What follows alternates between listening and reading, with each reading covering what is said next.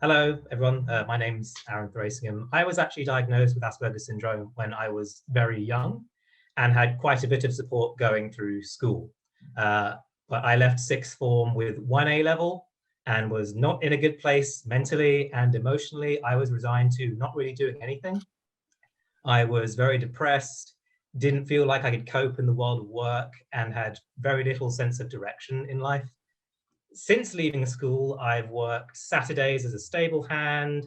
I've gone back into education. I've done an access course to get into university, completed a bachelor's in history, then a master's degree in medieval history.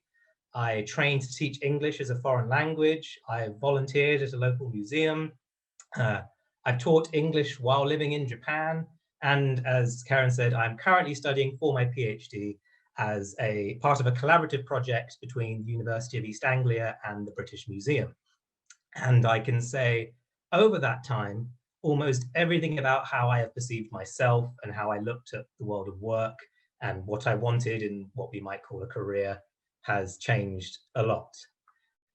After talking with Karen, we figured that it might be most helpful if I talked about how over the years I've managed to develop an approach to work that's really gone hand in hand with a positive, proactive approach to my mental health. I guess if you want to take one thing from what I'm about to say, is that taking care of your head and managing your move into work at a pace you are comfortable with is just as important as how much you're getting paid, or maybe if you're working at all. Getting from miserable at school to enjoying ramen for my lunch break in Kawasaki took very gradual steps, and career development without mental health development isn't so great sometimes. Uh, when I was doing my first degree, I was actually living at home because I didn't feel ready to live independently. I wasn't sure I could balance the pressures of uni work with taking care of myself. But as I was finishing up my history degree, still with no real idea of what I wanted to do, I took history because I was interested. My dad wanted me to do law. I had a conversation with a couple of my lecturers who basically said, "You're quite good at this, you should do more of it, but somewhere else to spread your wings." And I would say, in general, it's good for growth to travel a bit, move away from places that are familiar and expose yourself to meeting new people. Otherwise, it's quite easy to fall into a kind of tepid lethargy where you're not really doing anything. I should also say, from turning 18 to my final year as an undergrad, I was seeing a counselor who I would routinely be fretting to and saying, "Oh my God, this assignment is too hard," or "I'm worried I'm not making friends," or whatever. Which was good because it basically acted as a control valve and a comfortable place where I could work through fears that came with new things without having to talk to my family about them. So I ended up doing a master's degree in medieval history at St Andrews in Scotland, which was the first time I was living in my own place, cooking for myself and that sort of thing.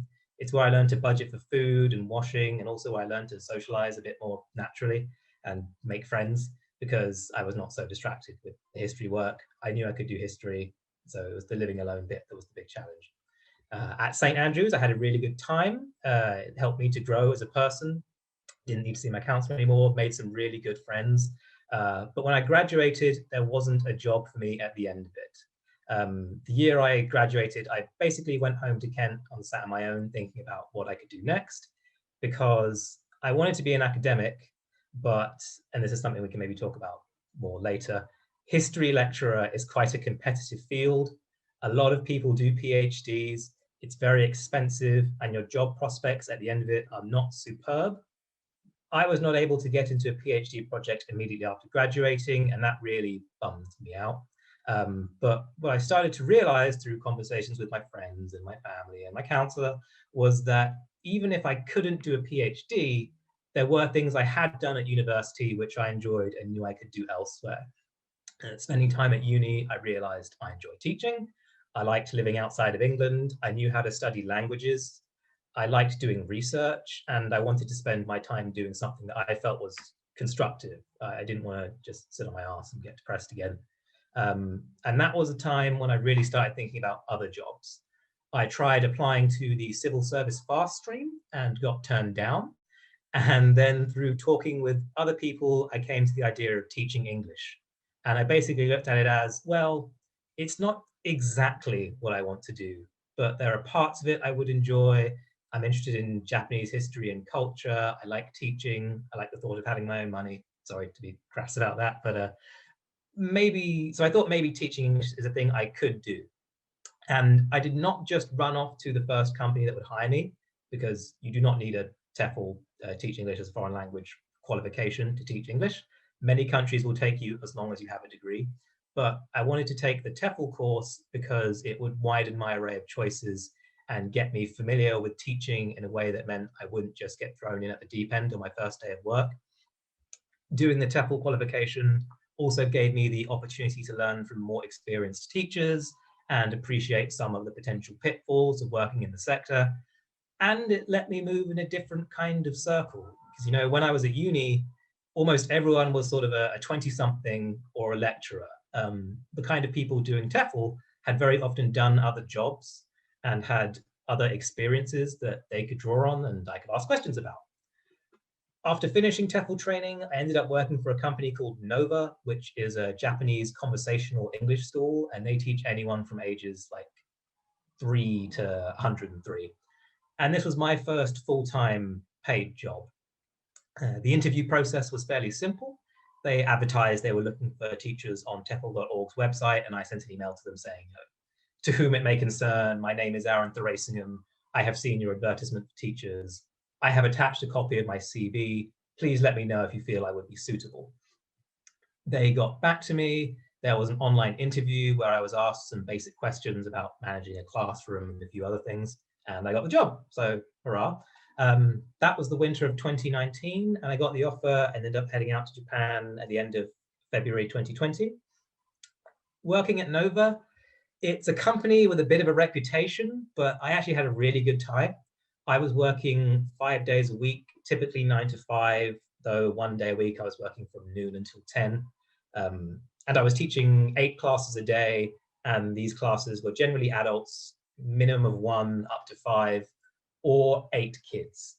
And Nova, I honestly feel, might in some ways be an ideal job for someone on the autism spectrum because it's engaging, it pays competitively, and it's very structured. Japanese society, I found, is very orderly. I did not plan my own lessons, even though with the TEFL training, I knew how. I would follow their lesson plans, which are very rigid, but the students like it. And there would be pretty consistently 1 or 2 lessons a day, which would be free conversation with a student who just wanted to talk. And I actually really enjoyed that. Nova also arranged my accommodation.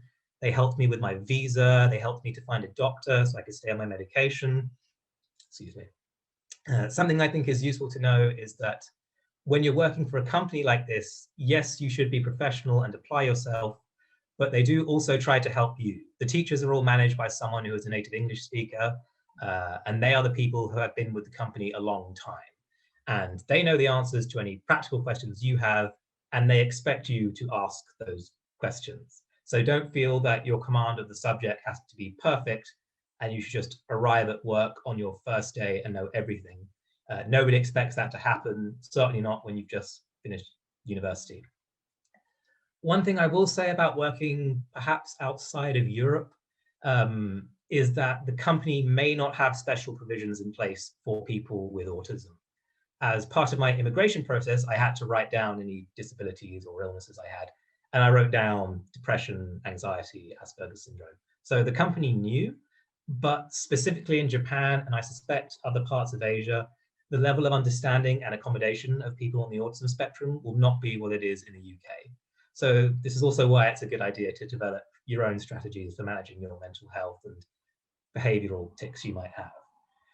Japanese business culture is also infamously particular about personal appearance. So I did not have the long hair and the moustache when I was working in Japan. Men had to be clean shaven. Women had to keep a natural hair color, no piercings, no visible tattoos, suit and tie every day, etc. Which I was fine with, but if you don't like shaving or having neat hair, your mileage may vary. Still, working for Nova felt like a huge accomplishment for me, and really combined with doing my master's let me feel like I could work anywhere and do any job in a way I just didn't feel until I actually started working and realized it's a lot less scarier than you think it is. It was a job that became very familiar and would often get repetitive as I got familiar with the lessons. But every so often, I would be asked to cover at another school or teach a special type of lesson. And that was a bit scary, but also added some variety. And they would make sure I knew how to get where I needed to go and that I knew what I had to do with each lesson. Had I finished my contract with Nova, a colleague informed me that because I had TEFL training, I would have been able to apply for a job in a Japanese school if I wanted to stay in Japan. Or I could have picked another country like China or Russia, or I was actually looking at Canada and gone to work somewhere else and just enjoyed being in another country. What actually happened was a friend from St. Andrews sent me a link for a PhD project. Not the project I'm doing now, a different project, but connected to this, which is the one that interested me. And I wasn't able to find more information on this project that I'm doing now. So I basically said thanks to the friend and didn't think any more about it. Then another friend saw the project I was interested in, and she forwarded it to a third friend, asking him to forward it to me, bearing in mind I hadn't spoken to this woman for getting on 8 months. But now I had basically 3 people suggesting I do this project, and I was still reluctant because I didn't think I had good odds of being accepted. Going back to my previous points about PhD positions being a competitive thing, I had put my name forward for another PhD project back in 2019, which was not funded, but was much closer to my area of expertise. And I remember thinking as I wrote my application in 2019 that, this is tailor-made for me.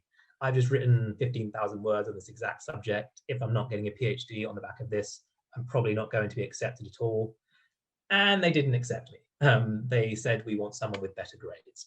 So I half-heartedly submitted an application for the project my friends sent me, mostly so I could say to myself I was still trying to do a PhD, and it made for a good excuse to read academically again. I wrote a similar email to the one I sent to Nova. So, dear such and such, my name is Arrun, I have a master's in etc. Do you think I would be suitable? And I got a sort of informal interview on Skype, had a chat with the man leading the project. Again, I disclosed my Asperger's, which he didn't feel would be a problem at all. He suggested I make a formal application, which I did. That led to a more formal interview where I did sort of technical details of the project. Why is this a significant subject? Why do you want to do it? How would you use this source? Which in a way wasn't that different to my interview for Nova in some ways. The style of questions was similar. It was just the substance that had changed, if that makes any sense. Then after some waiting, I was accepted, and now I am 6 months into my PhD. And one of the reasons my supervisor gave for picking me was I had actually worked elsewhere. I had not just stayed in the university system and gone bachelor's, master's, PhD. So I feel I've been talking for a long time, but the big things I want you to take away from everything I just said are: 1, be persistent, which I'm pretty sure Mike also mentioned. Do not give up looking for work. It may be you have to take a less direct route to the career you wanted. It might also be you find a job that you enjoy, which is completely different to what you first imagined yourself doing. I have a friend who is inexplicably really into medieval theology and real estate. It is entirely possible for you to stumble across a job you never thought you'd love. It's also possible for unexpected opportunities to come up while you stay busy with other things. So in the meantime, keep your eyes and ears open.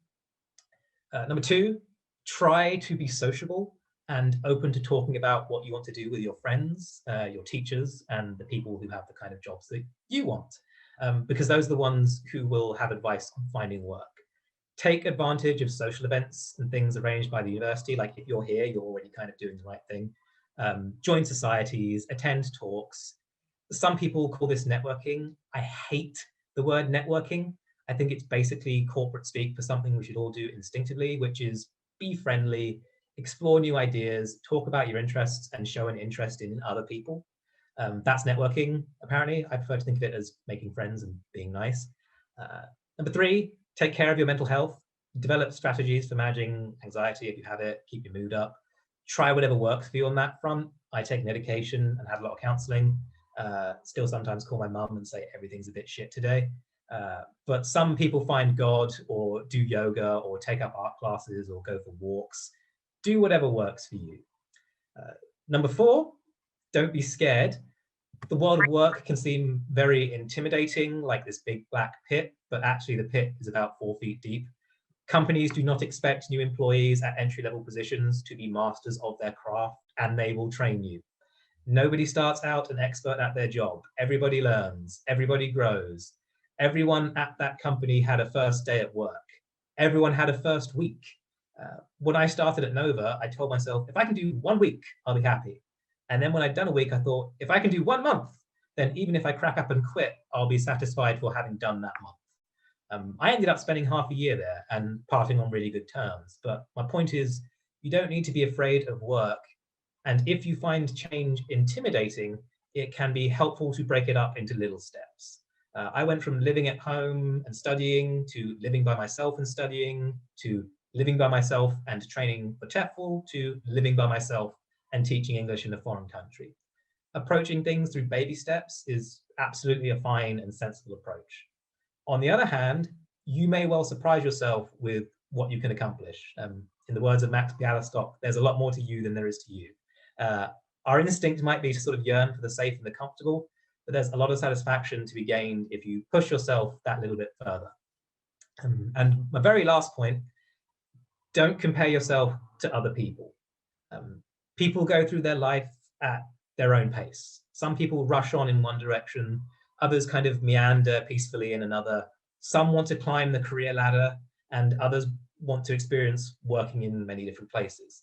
There is no right way to go about finding work, and people have different priorities. I would say find something about life that you enjoy, and then aim for a job that lets you do as much of that as possible. So that's basically a summary of my career up to now and my attitude for finding work. And I hope it's been at least moderately helpful. Thank you very much for listening.